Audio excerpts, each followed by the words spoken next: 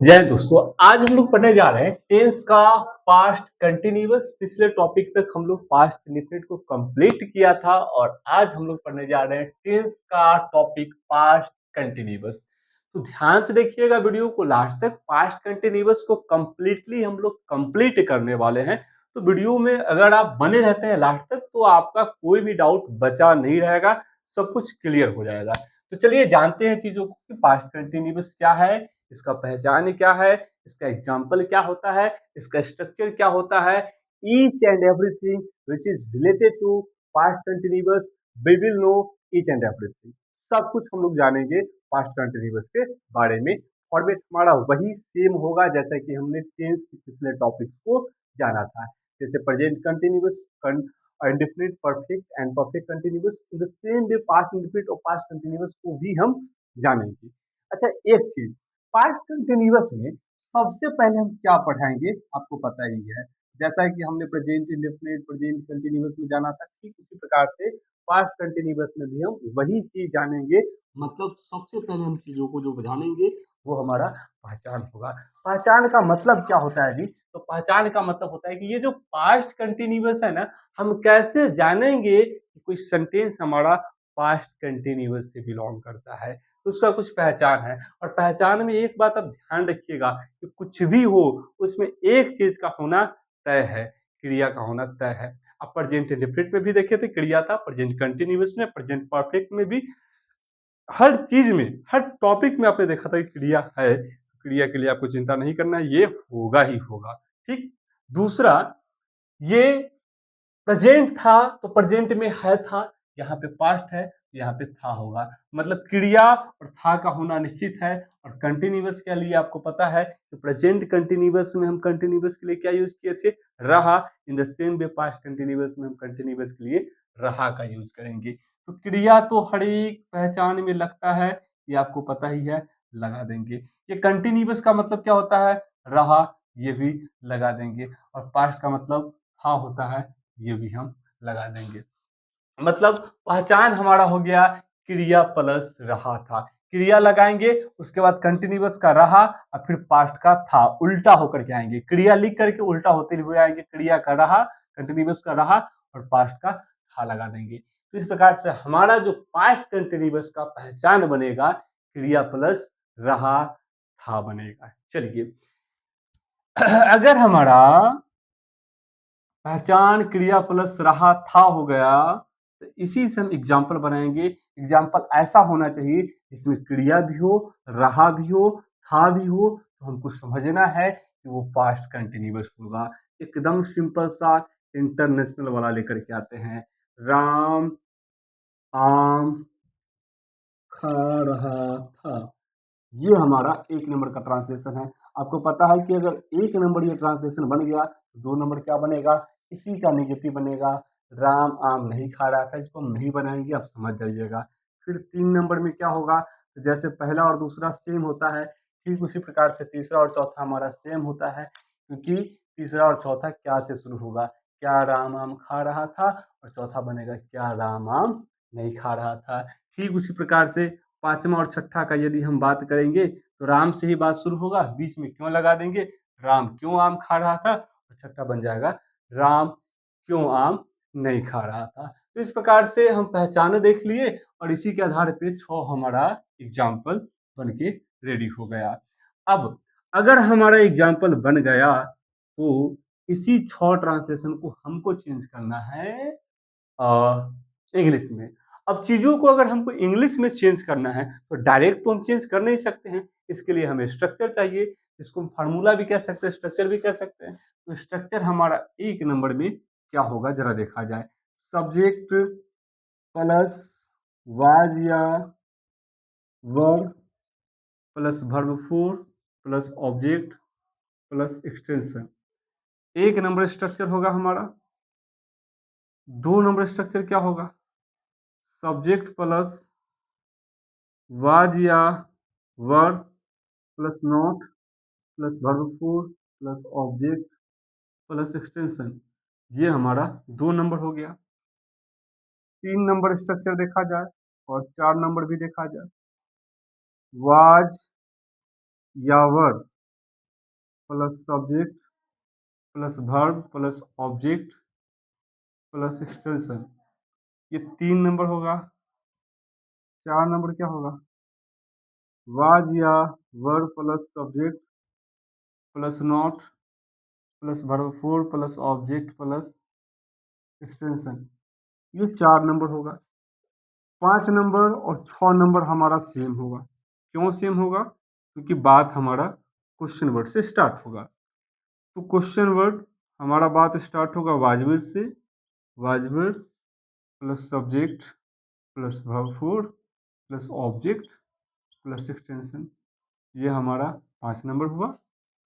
और ये हमारा हो जाएगा लास्ट 6 नंबर। तो हमारा बन क्या रहा? क्वेश्चन वर्ड प्लस वाज या word plus subject plus not plus verb 4 plus object plus extension. तो इस प्रकार से हमारा ट्रांसलेशन बन गया। हमारा जो स्ट्रक्चर बन गया वो छो स्ट्रक्चर को एक बार ध्यान से देखते हैं। हमने आपको शुरुआत में ही बताया था कि वर्ब से लेकर के एक्सटेंशन तक सारा जगह पे बात सेम होगा। देख लीजिए, वर्ब है, ऑब्जेक्ट है, एक्सटेंशन है, ये बात यहाँ से यहाँ तक बराबर है। फिर दूसरा सेंटेंस, वर्ब है, ऑब्जेक्ट है, एक्सटेंशन है, पूरा का पूरा बराबर है। वर्ब है, ऑब्जेक्ट है, एक्सटेंशन है, पूरा का पूरा बराबर है। चौथा, वर्ब ऑब्जेक्ट एक्सटेंशन बराबर, verb object extension, verb object extension. मतलब पूरे छवो जो स्ट्रक्चर है, इस पूरे छवो स्ट्रक्चर में आप गौर कीजिएगा तो जैसे हम पहले बताए थे कि सेंटेंस कोई भी हो, स्ट्रक्चर कोई भी हो, फार्मूला कोई भी हो, वर्ब से लेकर के एक्सटेंशन तक बात बरोबर होगा। बरोबर है कि नहीं? अगर है तो लाइक कीजिएगा। आगे आते हैं। दूसरा कि पहला जो सेंटेंस हमारा होता है ये सिंपल पॉजिटिव होता है, दूसरा सिंपल निगेटिव होता है, तीसरा वीक इंटेरोगेटिव पॉजिटिव होता है, चौथा वीक इंटेरोगेटिव निगेटिव होता है, पांचवा स्ट्रॉन्ग इंटेरोगेटिव पॉजिटिव होता है, और छठा स्ट्रॉन्ग इंटेरोगेटिव निगेटिव होता है। इस प्रकार से जो 6 सेंटेंस है, तो एक सेंटेंस को गौर करके आप देख पा रहे होंगे कि सेंटेंस निगेटिव आ रहा है और निगेटिव सेंटेंस में नॉट का प्रयोग करते हैं और नॉट का तरीका आपको पता है कि नॉट का प्रयोग हम जब भी करेंगे तो तीसरे स्थान पे, सब्जेक्ट 1 नंबर, वाजवर 2 और नॉट 3। देख पा रहे होंगे कि नॉट अपने आप तीसरा जगह पे आ गया हुआ है। फिर तीसरा सेंटेंस हमारा इसमें नॉट नहीं लगेगा। चौथा में देखिए, वाजवर 1 सब्जेक्ट 2 नॉट 3 नंबर पे आ रहा है। तो इस प्रकार से चौथा सेंटेंस में नॉट तीसरा स्थान पे आ गया, कोई दिक्कत नहीं है। पांचवा और छठा सेंटेंस को देखिए, पांचवा में तो नॉट लगेगा ही नहीं, छठा में देखिए क्वेश्चन वर्ड से बात स्टार्ट हुआ है लेकिन इसको हम काउंट नहीं करेंगे, हम काउंट करेंगे वाजवर से। तो वाजवर 1 हो गया, सब्जेक्ट 2 और नॉट तीसरा स्थान पे आ गया। तो इस प्रकार से हम देख रहे हैं कि दूसरा सेंटेंस, चौथा सेंटेंस और छठा सेंटेंस तीनों में नॉट आया है, लेकिन कहाँ पे आया है जी? तो तीसरा स्थान पे आया है। नॉट जब भी आएगा तीसरा स्थान पे ही आएगा, इसका जगह कोई छीन नहीं सकता है, ये इसका अपना जगह है, इसके जगह पे कोई नहीं आ सकता है। नॉट समझ में आ गया आपको, वर्ब ऑब्जेक्ट और एक्सटेंशन भी समझ में आ गया। अब समझते हैं सब्जेक्ट और हेल्पिंग वर्ब का बात। तो सीधे समझिए, यहाँ पर वाज वर्ब काम कर रहा है एज ए हेल्पिंग वर्ब, और हेल्पिंग वर्ब जो रहता है वो कहाँ रहता है जी? सब्जेक्ट के आसपास में। पहला दूसरा सेंटेंस में सब्जेक्ट पहले आया, दैट मीन्स कि वाज वर्ब बगल में जाएगा। तीसरा चौथा सेंटेंस में वाज वर्ब पहले आया, मतलब सब्जेक्ट बगल में जाएगा। पांचवा छठा में क्वेश्चन वर्ड पहले आया है लेकिन बात हमारा वाज वर्ब से स्टार्ट होगा, मतलब कि सब्जेक्ट बगल में जाएगा। तो इस प्रकार से हमारे पास कितना सेंटेंस हुआ जी? स्ट्रक्चर हुआ तो 6 गो स्ट्रक्चर हो गया। ये हमारा कंप्लीट, पहचान कंप्लीट हो गया, एग्जाम्पल कंप्लीट हो गया, तो ये हमारा स्ट्रक्चर भी कंप्लीट आता है, कंप्लीट होता है। अब हम लोग चलते हैं इस ट्रांसलेशन को बनाया कैसे जाए। तो राम आम खा रहा है, इसमें आप एक बार देख लीजिए कि खा रहा था ये वर्ब हो गया, आम क्या हो गया? ऑब्जेक्ट हो गया, और राम क्या हो गया? सब्जेक्ट हो गया। बनाएंगे तो एक नंबर ट्रांसलेशन हमारा क्या बनेगा? सब्जेक्ट को पहले लाना है, राम पहले आ जाएगा। चलिए, दूसरा नंबर में सब्जेक्ट हो गया तो वाजवर, तो इसमें एक बार एक चीज हम थोड़ा सा आपको पहले लिखा देते हैं। जैसे कि देखिए, ही रहेगा, सी रहेगा, इट रहेगा और सिंगल नेम रहेगा। तो इन सब के साथ वाज का प्रयोग करें। हाँ जी, ध्यान दीजिएगा इसको, एकदम फिक्स है। ही सी इट और सिंगल नेम के साथ वाज का प्रयोग करें। बाकी सभी के साथ, बाकी सभी के साथ वर्ड का प्रयोग करें। ठीक है, इस चीज को आप ध्यान दीजिएगा क्योंकि ये कभी कभी दिक्कत करता है। ठीक है, अब बात आता है बनाने का। तो राम को पहले लगा दिया, उसके बाद वाज या वर्ड में से किसी एक को लगाना है। बताइए, ही के साथ वाज लगता है, क्या ये ही है? नहीं। सी के साथ वाज लगता है, क्या ये सी है? नहीं। इट के साथ वाज लगता है, क्या ये इट है? नहीं। सिंगल नेम, किसी एक नाम के साथ वाज लगता है, राम सिंगल नेम है ना, वाज लगेगा, राम वाज। अब उसके बाद वर्ब फोर लगाना है। वर्ब क्या है जी? खाना। खाना का इंग्लिश ईट होता है, इसी में आईएनजी लगा देंगे तो वर्ब फोर हो जाएगा। उसके बाद ऑब्जेक्ट क्या होता है? तो ऑब्जेक्ट का जैसे कि मैंगो होगा, a mango.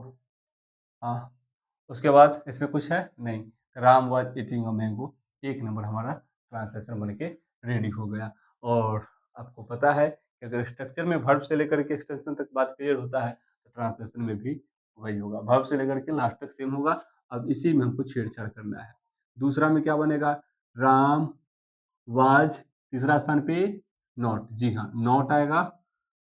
Eating a mango, 2 number हमारा रेडी हो गया।